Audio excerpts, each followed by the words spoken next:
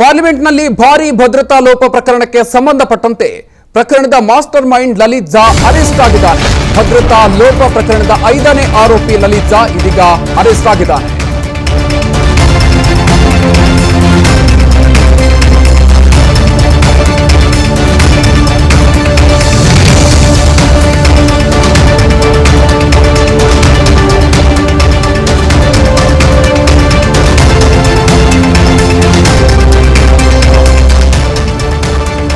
ಸಂಸತ್ ಮೇಲೆ ದಾಳಿ ವಿಚಾರಕ್ಕೆ ಸಂಬಂಧಪಟ್ಟಂತೆ 4ರನ್ನು ಈಗಾಗಲೇ ಬಂಧನ ಮಾಡಲಾಗಿದೆ. ಇದರಲ್ಲಿ 5ನೇ ಆರೋಪಿಯನ್ನು ಕೂಡ ಬಂಧಿಸಲಾಗಿದೆ.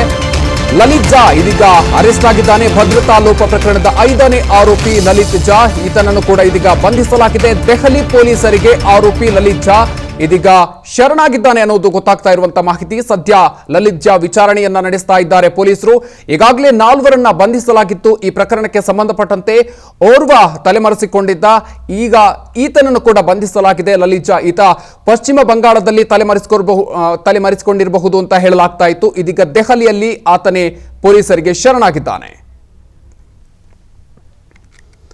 ಈ ಬಗ್ಗೆ ಇನ್ನಷ್ಟು ಹೆಚ್ಚಿನ ಮಾಹಿತಿಯನ್ನ ನೀಡ್ತಾರೆ ನಮ್ಮ ಪ್ರತಿನಿಧಿ ವಿಕ್ರಮ್. ಇದೀಗ ನಮ್ಮ ಜೊತೆ ದೂರವಾಣಿ ಸಂಪರ್ಕದಲ್ಲಿದ್ದಾರೆ. ವಿಕ್ರಮ್, ಇದೀಗ ಪಾರ್ಲಿಮೆಂಟ್ ಭದ್ರತಾ ಲೋಪ ಪ್ರಕರಣಕ್ಕೆ ಸಂಬಂಧಪಟ್ಟಂತೆ 5ನೇ ಆರೋಪಿಯನ್ನ ಬಂಧಿಸಲಾಗಿರೋದು. ಲಲಿತ್ ಝಾ ಇದೀಗ ಶರಣಾಗಿದ್ದಾನೆ ಅನ್ನೋದು ಗೊತ್ತಾಗ್ತಾ ಇದೆ. ಈತನ ಪಾತ್ರ ಏನಿದೆ ಈ ಪ್ರಕರಣದಲ್ಲಿ? ಮಧುಕರ್, ಪ್ರಮುಖವಾಗಿ ಏನು ಪಾರ್ಲಿಮೆಂಟ್ ಅಟ್ಯಾಕ್ ಆದಂತ ಸಂದರ್ಭದಲ್ಲಿ ಏನು 6 ಜನ ಆರೋಪಿಗಳು ಅಂತ ಹೇಳಿ ಏನು ಗುರುತಿಸಲಾಗಿರ್ತಕ್ಕಂಥದ್ದು. ಪಾರ್ಲಿಮೆಂಟ್ ಸ್ಟ್ರೀಟ್ ಪೊಲೀಸ್ ಸ್ಟೇಷನ್ ನಲ್ಲಿ ಈ ರೀತಿಯಂತ ವಿಚಾರಣೆ ನಡೆಸಂತ ಸಂದರ್ಭದಲ್ಲಿ 6 ಜನಗಳು ಇದ್ದಾರೆ ಅನ್ನೋ ಒಂದು ಗುರುತು ಕೂಡ ಪತ್ತೆ ಆಗಿತ್ತು.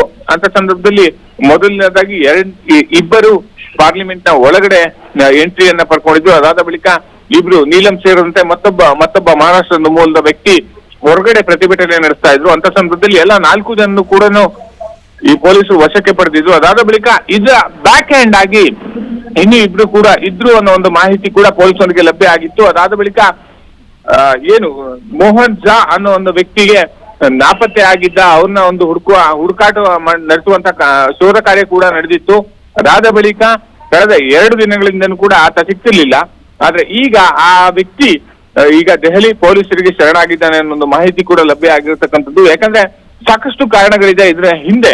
ಯಾಕಂದ್ರೆ ಬೇರೆ ಬೇರೆ ಸಂಘಟನೆಗಳಾಗಿರ್ಬೋದು ಅಥವಾ ಬೇರೆ ಬೇರೆ ವಿಚಾರಗಳು ಕೂಡ ಈಗಾಗಲೇ ಪೊಲೀಸರು ಕೂಡ ತನಿಖೆಯನ್ನ ನಡೆಸಿದ್ದಾರೆ. ಇವತ್ತು ಕೂಡ ಪಟಿಯಾಲ ಕೋರ್ಟ್ ಮುಂದೆ ಆ 4 ಆರೋಪಿಗಳನ್ನು ಹಾಜರುಪಡಿಸಿರ್ತಕ್ಕಂಥದ್ದು. ಹಾಗೇನೆ 7 ದಿನಗಳ ಕಾಲ ಆ ಒಂದು ಆರೋಪಿಗಳನ್ನ ಕಸ್ಟಡಿಗೆ ಕೂಡ ನೀಡಿದೆ. ಎಲ್ಲೋ ಒಂದ್ ಕಡೆ ಎಸ್ಕೇಪ್ ಆಗೋಕೆ ಸಾಧ್ಯನೇ ಆಗಲ್ಲ ಅಂತ ಹೇಳಿ ಮೋಹನ್ ಝಾ ಕೂಡ ಇವತ್ತು ಆ ಒಂದು ಯೋಚನೆ ಮಾಡಿರುವಂತ ಸಾಧ್ಯತೆಗಳಿದೆ. ಹಾಗಾಗಿ ದೆಹಲಿ ಪೊಲೀಸರ ಮುಂದೆನೆ ಈ ಒಂದು ವ್ಯಕ್ತಿ ಶರಣಾಗಿರುವಂತ ಸಾಧ್ಯತೆ ಇದೆ ಅಂತ ಹೇಳಲಾಗ್ತಿದೆ. ಸದ್ಯದ ಮಟ್ಟಿಗೆ ಈ ವ್ಯಕ್ತಿ ಕೂಡ ಶರಣಾಗಿರುವಂತದ್ದು. ಮುಂದಿನ ವಿಚಾರಣೆ ಅಂದ್ರೆ 7 ದಿನಗಳ ಕಾಲ ಕಸ್ಟಡಿ 4 ಜನರಿಗೆ ನೀಡಿರ್ತಕ್ಕಂಥದ್ದು. ಅದೇ ರೀತಿಯಂತ ವಿಚಾರಣೆಗಳು ಕೂಡ ಈ ವ್ಯಕ್ತಿಯನ್ನ ಸೇರಿದಂತೆ ಎಲ್ಲರಿಗೂ ಕೂಡ ಈ ವಿಚಾರಣೆ ನಡೆಯಲಿದೆ. ಯಾವ ಕಾರಣಕ್ಕಾಗಿ ಈ ಒಂದು ಪಾರ್ಲಿಮೆಂಟ್ ಅಟ್ಯಾಕ್ ನಡೀತು ಅಥವಾ ಬೇರೆ ಬೇರೆ ರೀತಿಯಂತ ಯಾವ ಕಾರಣಕ್ಕೆ ಅಥವಾ ಯಾವ ಹಿನ್ನೆಲೆ, ಯಾವ ಸಂಘಟನೆ, ಈ ರೀತಿಯಂತ ಎಲ್ಲಾ ರೀತಿಯಂತ ತನಿಖೆಗಳನ್ನು ಕೂಡ ದೆಹಲಿ ಪೊಲೀಸರು, ಅದರಲ್ಲಿ ಎಸ್ಪೆಷಲಿ ಪಾರ್ಲಿಮೆಂಟರಿ ಪೊಲೀಸ್ ಸ್ಟೇಷನ್ ಏನ್ ಈ ಒಂದು ಒಳಪಡತ್ತೆ ಆ ಜಾಗಕ್ಕೆ, ಅವರು ಕೂಡ ನಡೆಸಲಿದ್ದಾರೆ ಅನ್ನೋ ಒಂದು ಮಾಹಿತಿ ತಿಳಿದು ಬಂದಿರತಕ್ಕಂಥದ್ದು. ಮಧುಕರ್, ಓಕೆ, ಧನ್ಯವಾದ ವಿಕ್ರಮ್ ನಿಮ್ಮ ಮಾಹಿತಿಗೆ. ಅನುಕ್ಷಣದ ಸುದ್ದಿಗಳಿಗಾಗಿ ವಿಸ್ತಾರ ಯೂಟ್ಯೂಬ್ ಚಾನೆಲ್ ಸಬ್ಸ್ಕ್ರೈಬ್ ಮಾಡಿ, ಬೆಲ್ ಐಕಾನ್ ಕ್ಲಿಕ್ ಮಾಡಿ. ಸುದ್ದಿಗಳ ಅಪ್ಡೇಟ್ಸ್ಗಾಗಿ ವಿಸ್ತಾರ ಆಪ್ ಡೌನ್ಲೋಡ್ ಮಾಡಿ.